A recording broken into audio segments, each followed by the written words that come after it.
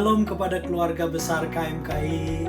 Senang menjumpai brother sister dalam keadaan sehat melalui ibadah online ini. Dan bila rekan-rekan mungkin ada yang belum kenal, saya adalah Pastor Caleb yang menggembalakan di Gereja Kristus di AFGF. Haleluya, kita boleh melewati keadaan yang luar biasa melalui COVID ini. Sangat menegangkan ya saudara. Bagi kami juga sekeluarga tidak mudah, tapi kami belajar bersama-sama untuk boleh senantiasa dengan anugerah Tuhan memilih untuk merenungkan kebaikan Tuhan di tengah-tengah ketidakpastian ini. Saudara-saudara, kita menghadapi, semua dunia ini menghadapi keadaan yang sama sebenarnya. Fakta yang sama, informasi yang sama di dalam COVID ini, bahwa segalanya tidak pasti, segalanya bisa mudah terinfeksi dan sebagainya. Tapi tahukah kita bahwa apa yang kita lihat, fakta-fakta dan informasi yang sama kita dengar, bisa memiliki pandangan yang berbeda. Hari ini saya akan berbicara tentang memiliki mata iman. Kita membutuhkan mata iman dari Tuhan, sehingga segala informasi yang sama kita hadapi di dunia ini, fakta-fakta yang kita lihat, kita memiliki pandangan yang benar. Amin. Sebelumnya saya ingin memperlihatkan ilustrasi. Pernah melihat lukisan ini, kemungkinan banyak ya yang pernah melihat lukisan ini, lukisan wanita. Barangkali ada rekan-rekan yang pertama kali melihat lukisan ini, dan biasanya yang pertama kali melihat ketika lukisan ini diperlihatkan, ada pandangan. Pertama, pandangan wanita muda, atau sebaliknya lukisan wanita tua. Apa yang kita lihat, fakta yang sama kita lihat, informasi yang kita dengar sama, bisa mempunyai pandangan yang berbeda. Alkitab menceritakan satu kisah yang luar biasa yang menjadi pelajaran bagi kita semua di tengah-tengah keadaan suasana COVID ini. Karena kita semua memiliki satu tantangan yang sama di seluruh dunia ini. Tapi biarlah kita menghadapinya dengan pandangan yang berbeda. Tentu rekan-rekan masih ingat kisah di mana Musa mengutus 12 mata-mata pengintai. Di dalam kitab Bilangan pasal 13 dikisahkan di mana ke-12 orang dipilih oleh Musa dan diutus untuk mengintai suasana keadaan tanah Kanaan. Dan diceritakan di sini mereka kembali di dalam pengintaian mereka. Pasal 13 ayat 25 kita mulai. Sesudah lewat 40 hari pulanglah mereka dari pengintaian negeri itu. Dan langsung datang kepada Musa dan Harun dan kepada seluruh umat Israel di Kades di padang gurun Paran. Mereka membawa pulang kabar, laporan kepada keduanya dan kepada segenap umat dan memperlihatkan kepada sekaliannya hasil negeri itu. Mereka sebagai pengintai, mereka pergi 40 hari mengintai dengan teliti, memperhatikan dengan teliti, mendengar dengan teliti, dan ke-12-nya memperhatikan segalanya sama saudara. Dan inilah laporan mereka, ke-12-nya melaporkan. Ayat 27 sampai 29.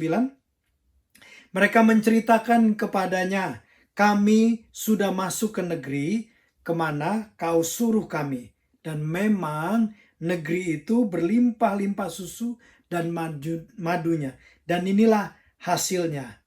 Ayat 28, hanya bangsa yang diam di negeri itu kuat-kuat.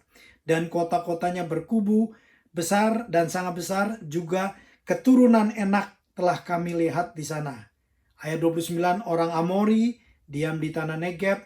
Orang Het, orang Yebus, orang Amori diam di pegunungan. Dan orang Kanaan diam di sepanjang laut dan sepanjang tepi sungai Yordan.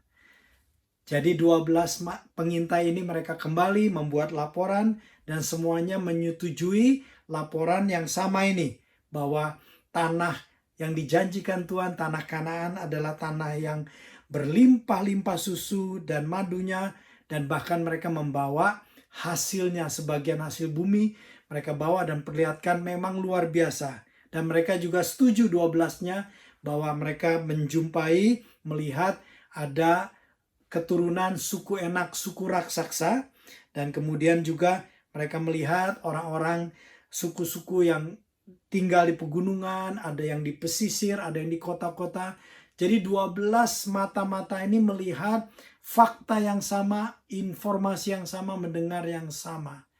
Tetapi selanjutnya terjadi bahwa pandangan mereka berbeda.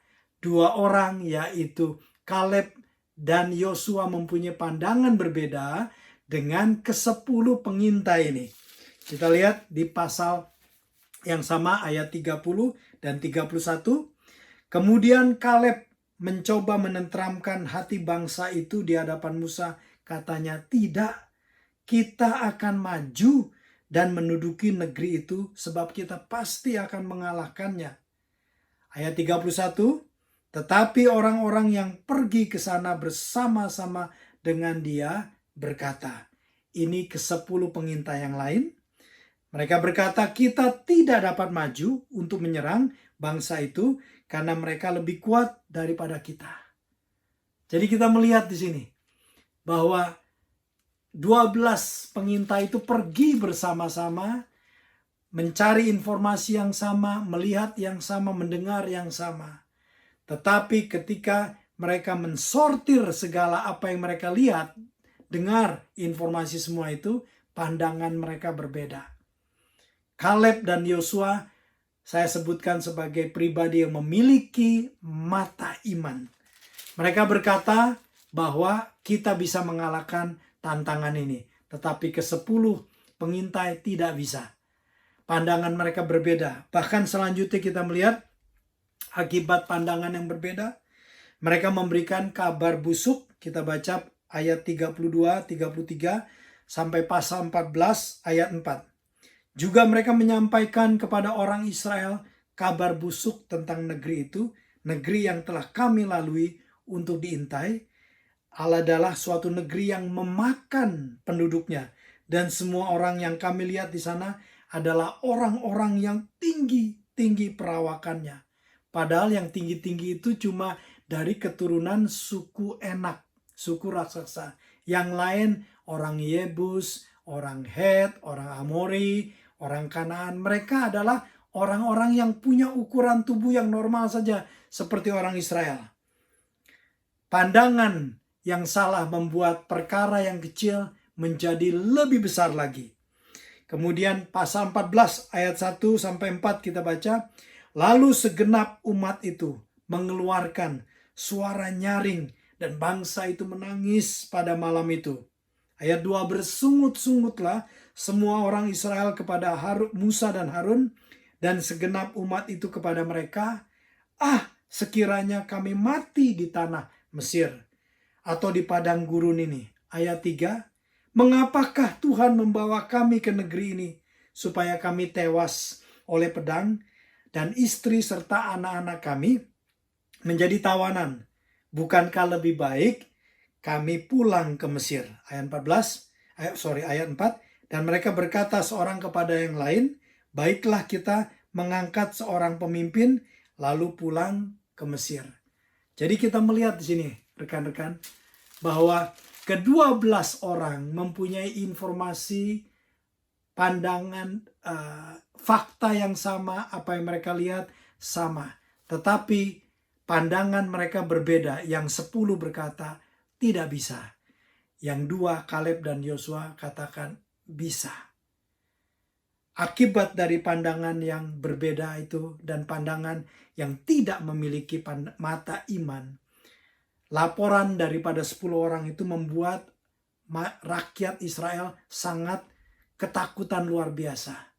Ada area yang mereka sangat takuti sehingga mereka bersungut-sungut, mereka menangis, depresi, mereka bahkan berpikir udah mati aja, keadaan hopelessness. Kemudian mereka menyalahkan Tuhan dan selanjutnya mereka berkata, oke, kita memilih pemimpin yang baru, kita berontak saja. Saudara, tanpa mata iman, keadaan yang kita lihat bisa lebih menakutkan lagi. Khususnya dengan keadaan COVID sekarang ini, saudara. Ini keadaan yang tidak pasti, keadaan yang menakutkan, belum ditemukan vaksinnya, belum ditemukan obat-obatnya, dan sebagainya. Tanpa mata iman, kita bisa menjadi takut, menjadi hopeless, menjadi depressed, menjadi menyalahkan Tuhan. Kita tidak mau itu. Kita mau memiliki kacamata iman. Dan Yosua berkata begini, salah satu daripada pengintai yang memiliki mata iman selain daripada Kaleb, yaitu Yosua. Yosua berkata di pasal 14 ayat 8 dan 9, jika Tuhan berkenan kepada kita, maka Ia akan membawa kita masuk ke negeri itu dan akan memberikannya kepada kita suatu negeri yang berlimpah-limpah susu dan madunya. Hanya janganlah memberontak kepada Tuhan dan janganlah takut kepada bangsa-bangsa negeri itu, sebab mereka akan kita telan habis. Yang melindungi mereka telah meninggalkan mereka, sedang Tuhan menyertai kita. Jangan takut kepada mereka. Hari ini saudara, saya sampaikan kacamata iman adalah pernyataan anugerah Tuhan. Jangan takut karena Tuhan menyertai kita. Apapun informasi yang kita dengar, yang kita lihat bersama-sama, memang menakutkan. Memang membuat masa depan seperti tidak pasti. Tapi hari ini firman Tuhan berkata, Tuhan menyertai kita. Jangan takut. Amin. Haleluya. Mari kita berdoa.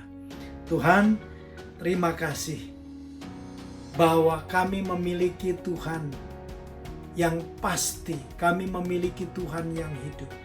Di tengah-tengah keadaan yang kami alami bersama-sama, segala informasi yang kami terima, fakta yang bersama-sama kami dengar, kami lihat, kami tidak izinkan keadaan itu membuat ketakutan, depresi, bahkan hopelessness sampai menyalahkan Tuhan. Tuhan tolong kami, berikan kami mata iman seperti Kaleb dan Yosua yang berkata, karena Tuhan menyertai, kami tidak takut. Karena Tuhan menyertai, kami bisa mengalahkan segala tantangan yang ada. Kami percaya Tuhan, tantangan di depan memang tidak mudah, keadaan tidak mudah, tapi karena Tuhan menyertai, kami tidak takut. Karena Tuhan menyertai, kami bisa melewatinya. Bahkan kami bisa berhasil karena pertolongan Tuhan.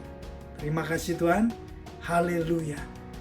Perlindungan-Mu menyertai semua keluarga kami juga dimanapun kami berada ya Tuhan. Terpujilah Engkau, Allah yang baik. Di dalam nama Tuhan Yesus Kristus. Amin. Tuhan memberkati, dan waktunya kita akan menjumpai face to face. God bless you all.